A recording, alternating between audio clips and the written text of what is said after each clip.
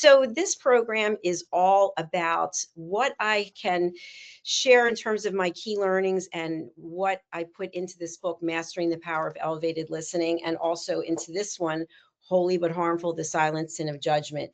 So, this show is not about a lecture. It is basically about sharing what I've learned in my journey as a life, career, and executive coach, and also as someone who is in the public domain.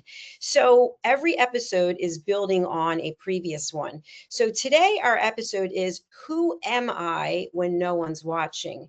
And we've already talked about taking off the masks. If you think of the masks that we wear and the image that we want to portray, and we've talked about not being able to change other people. So tonight we're going to be talking about who we really are.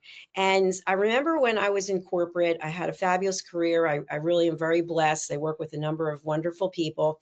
One of the places where I worked, our tagline was kind of, we are always doing the right thing, even when no one's looking. And so that's a pretty big statement for a business to make. And I always took that to heart because we really did. And I'm sure they're still doing it. And with social media being so prevalent, and for example, I'm on social media all day because this business, this television network is on social media as well as other platforms. And we can see sometimes that it looks like everything's great and people have an amazing life. And we think to ourselves, why can't that be me?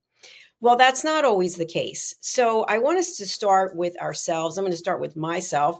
I have not always done all the right things. I've not always made the right decisions. I've definitely made mistakes in my life.